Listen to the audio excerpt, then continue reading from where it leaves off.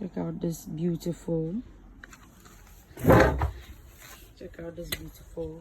kids excavator for both outdoor and indoor play in the sandbox at the beach. It uses batteries with the remote and the excavator. A little demonstration on how it works.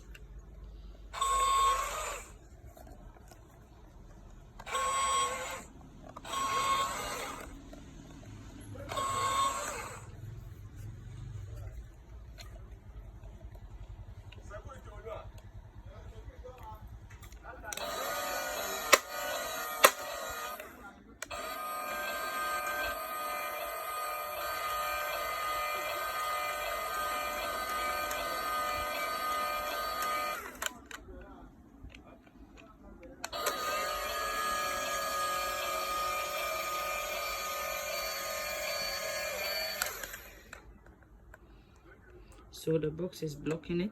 It's supposed to rotate, coming back.